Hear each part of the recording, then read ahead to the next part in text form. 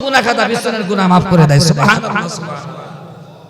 অপর এক হাদিসে দেখলাম আল্লাহর নবী বলেন, তোমরা মনে করবা মাহে রমজানের রোজা রাখলে এর সওয়াব বা পুরস্কার মরার পরে পাবা, এটা নয়। মরার পরেই সব পাবা, এটা নয়। আমরা নামাজ পড়তেছি আর সব মরে যাব, হিসাব হবে, সব দিবে, ঠিক না? কিন্তু রমজানের সবটা আল্লাহ পাক বলেন তা আমি দেই না। আল্লাহর নবী বলেন মাহে রমজানের বজল, রমজানের কি বলে বরকত, রমজানের রমজানের জন্য আল্লাহ ক্ষমা সব কিছু নগদ নগদ করে দেন, বাকি রাখে না। রমজানের যেই কোনো কাজ করবে তার সবটা হবে নগদ নগদ সুবহানাল্লাহ। আল্লাহর নবী বলেন একটি রোজা যখন রাখা শুরু করে, এক জান্নাতে গেল, আমার বান্দারা যখন একটি রোজা রাখা শুরু করে, আল্লাহর নবী বলেন উম্মতটা যখন রোজা রাখা শুরু করে, ওই দিনকাই আল্লাহ পাকের পক্ষ থেকে একদল ফেরেশতা জমিনে আসে আর বলতে থাকে, কে আসো গো আল্লাহর কাছ থেকে কোরআন পেতে চাও? কে আসো আল্লাহর কাছ থেকে নাজাত পেতে চাও? কে আসো আল্লাহর কাছ থেকে মুক্তি পেতে চাও? এরকম ভাবে ডাকাডাকি শুরু করে দেয়। আল্লাহ পাক রব্বুল আলামিন বলে, দেখো দেখো কে রোজা রাখছে।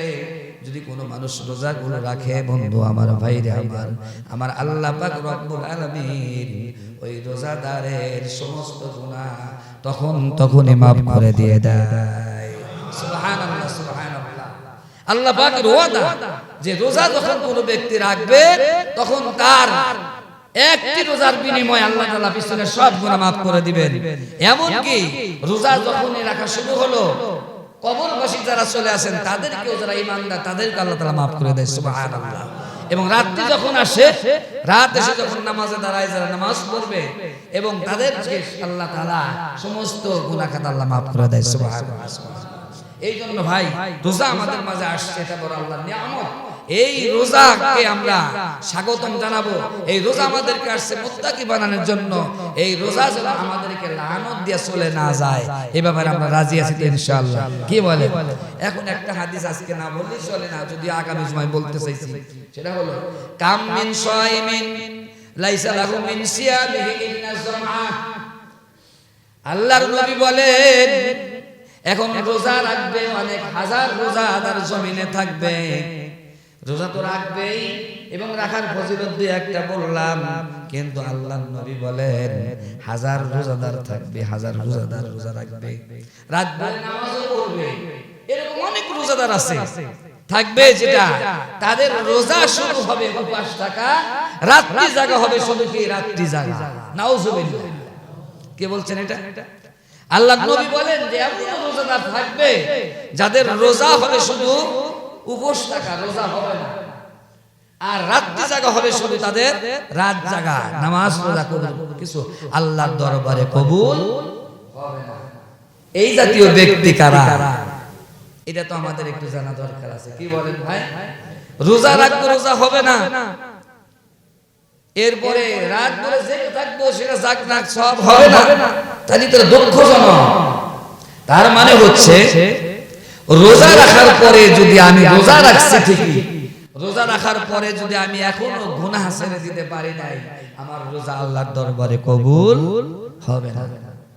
রোজা রাখছি ঠিকই, রোজাদার হিসেবে দাবি করতেছি, কিন্তু রমজানের আগেও যা ছিলাম এখনো তাই। আছে কিনা ভাই এরকম মানুষ?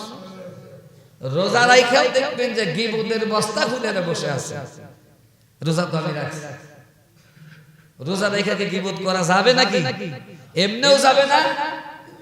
রোজা রাখছি, নামাজের ধার ধারতেছি না, নামাজ পড়তেছি না, এরকম মানুষ আছে না নাই? রোজা রাখছি, ওজনে কম দেওয়া শুরু করছি। রোজা রাখছি, কাজে হাতে ঠিকই দিচ্ছি। রোজা রাখছি, দিনের বেলায় হয়তো ঘুষ নেই নাই, রাত্রির বেলায় ঘুষ ঠিকই নিচ্ছি। কি ঠিক না? ঠিক। এরকম রোজাদার আছে না নাই এলাকায়? হাজার হাজার রোজাদার এরকম আছে। এই জন্য আমাকে কি করতে হবে? রোজা রেখে যেন আল্লাহর কাছ থেকে বিমুখ না হই। আল্লাহর নবী চমৎকার একটা উদাহরণ দিয়ে বলেন, ও আমার সাহাবীরা শোনো, রোজার মাস গুনাহ মাফের মাস।